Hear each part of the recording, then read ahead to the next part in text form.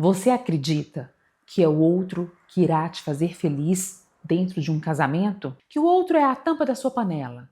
Que ele irá preencher um vazio que você traz aqui dentro? Quantas vezes nós iniciamos um relacionamento com a sensação de que o outro vai vir e me preencher, como se fosse uma casquinha vazia de um sorvete, e eu espero que ele seja o meu sorvete, mas na verdade ele só pode ser a cereja. Eu preciso dar conta de ser o meu próprio sorvete. Se você está num relacionamento com a expectativa de que ele irá te fazer feliz, que ele vai ser a tampa da sua panela, que você precisa dele para se sentir inteira, o nome disso pode ser dependência emocional. E é sobre isso que eu vou conversar com você aqui nesse vídeo. Eu sou Renata Nunes, sou psicóloga clínica, há mais de 27 anos acompanho adultos individualmente e casais na abordagem da terapia familiar sistêmica. Afinal de contas, o que é a dependência emocional? De onde ela vem? O que causa a dependência e como é que eu vou tratá-la? Eu posso dizer que todos nós, em maior ou menor intensidade, vamos ter traços de dependência emocional em nós. Aquela sensação de falta, de vazio. E muitas vezes nós vamos esperar que o outro venha nos fazer feliz, preencher esse vazio. Algumas vezes vamos buscar a dependência química do álcool, a dependência do sexo, a compulsão por compras, por comidas, a compulsão por trabalho, para anestesiar esse buraco. Mas aqui nesse vídeo eu quero conversar sobre a dependência e codependência em relação ao outro. Quando é que eu vou perceber que a relação não está tão saudável, que há uma dependência emocional? Quando eu passo a precisar do outro. Eu só me sinto inteira, completa e feliz quando o outro está comigo. Eu preciso que as pessoas precisem de mim, porque o dependente emocional, ele acredita que ele pode salvar até quem não quer ser salvo. É clássico daquelas pessoas com muita dificuldade de dizer não, sempre muito disponíveis, muito boazinhas, estão sempre servindo para que isso possa preencher esse vazio, porque enquanto eu me mantenho muito ocupado com o outro, eu não olho para dentro, para aquilo que eu preciso preencher aqui. E qual que é a causa? De onde é que vem a dependência emocional? Tem uns autores que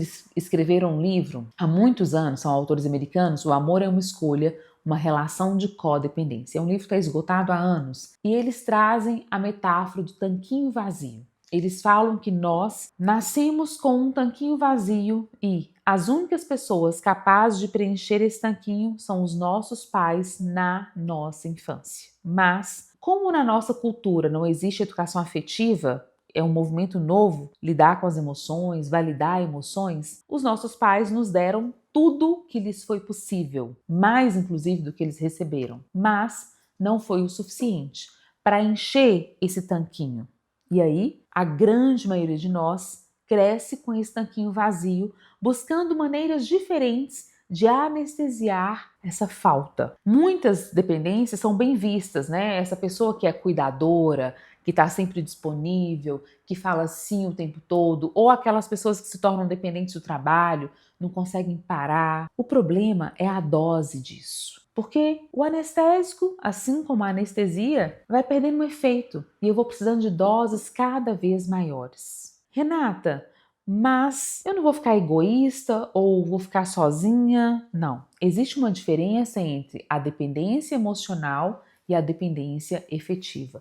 Ninguém vive sozinho no mundo. Nós precisamos do outro para nos relacionar. Servir o outro nos faz bem. Mas qual é a medida disso? Porque quando eu passo a precisar do outro, a colocar a expectativa de que o outro irá me fazer feliz, isso passa a trazer prejuízos para mim. Eu não posso falar que a dependência emocional é uma doença, não é um transtorno, mas isso vai me trazer prejuízos. Por quê? Esse amor, essa disponibilidade, essa dependência me coloca no lugar de cobrador. Eu fiz tanto por você, eu também espero que você faça na mesma medida por mim. Eu estou sempre olhando para fora, olhando para as suas necessidades e esperando que você venha preencher esse vazio aqui.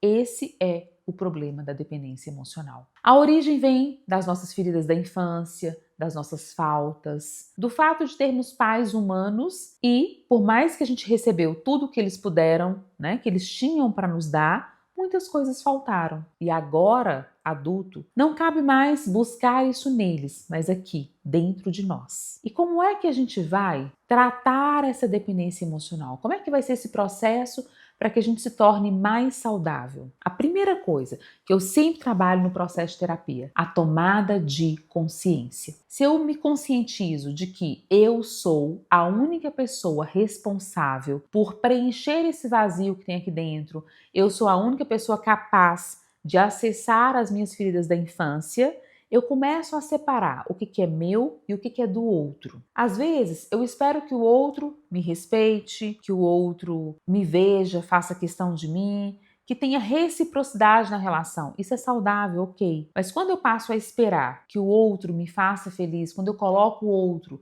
como se fosse o ar que eu respiro, se ele não estiver aqui, eu não estou inteira. Eu preciso ligar o alerta. Isso não está saudável. E de um modo geral, a gente vai ter essa expectativa, né, de que ele vai ser o nosso sorvete, que ele vai me preencher, meus olhos vão brilhar quando eu estiver com ele. Eu escuto muito isso dos casais mais velhos, assim, nós casamos para fazer um ao outro feliz. Sim, no casamento essa reciprocidade é importante, mas vale lembrar aqui que nós só vamos conseguir estabelecer troca com o outro quando eu estiver nutrida, preenchida. Imagina duas casquinhas de sorvete vazias, esperando que o outro venha ser o meu sorvete, mas o outro também não tem para me dar. A carência, a cobrança, a troca de acusações. Você não cuida de mim, você não está disponível para mim, você não me vê, você não atende às minhas expectativas. É aquela relação permeada de cobranças e acusações e de uma insatisfação constante. Mas quando eu assumo a responsabilidade